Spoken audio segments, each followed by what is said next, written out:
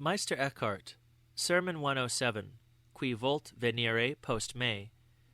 Qui vult venire post me, abnegit, semet ipsum, et tollat crucem suum, et sequatur me. Our Lord said, Whoever wants to come along with me, let him take up his cross, with consent to martyrdom, and let him renounce himself, and follow me. All things by nature want to move toward God, each in their way. Fire strives upward, and earth falls, and likewise each creature seeks its place, as God ordained them. On this, Origen said, Man renounces himself by struggling to leave the sinful things he is used to, and renouncing that part of himself that makes him fragile. He then carries his cross by consenting to his pain, and practices virtuous works. These words further correspond with what St. Basil said, Whenever any man leaves the things that are behind him and beneath him, and which are not God, such a man has left himself. St. Augustine said something about this in a book when he said of the soul that she is nobler, stronger, and greater than all creatures, and that she is more like God than all things. Only the angels are nobler by nature because they burst forth from and poured out of the divine Spirit, though they have a resting place in it. The soul does not have this. She has to pour herself into the body.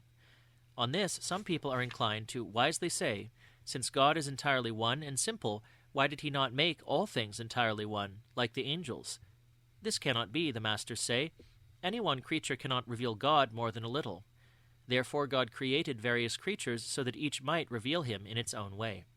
And they cannot reveal him any more than a drop of water can reveal the sea. Nevertheless, a drop of water better reveals the sea and all the universe than all creatures can reveal God. For one can make a sea from a drop of water, but with the help of all creatures one cannot come to comprehend God. That's why St. Gregory said, For the soul in which God shines so that she may recognize something of him, all creatures become slight, or entirely nothing. Thirdly, these words altogether match with what Chrysostom said. The man who would suffer martyrdom until bringing death to himself has renounced himself. Our Lord said to Moses, No one may come to me and live.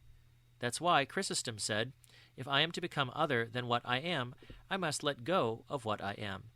That must be created from humility, for as St. Gregory said, nothing nullifies man so much as humility. This was nicely illustrated by Moses when he led his flock of sheep into the valley for them to rest. There he saw the bush burning but not consumed, and he said, I will go and see the wonder. Then our Lord spoke to him, Stay there, Moses, and go no further. Take your shoes off of your feet. The feet represent the desires of the soul. They should be naked and stripped of all transitory and mortal things, so that the soul may offer herself entirely to our Lord. A saint said, if an impure soul raises herself up and wants to offer herself to God, she would again be crestfallen and fall through base things. Just as a sick eye that impudently wants to look at the sun, it becomes blinder and still sicker.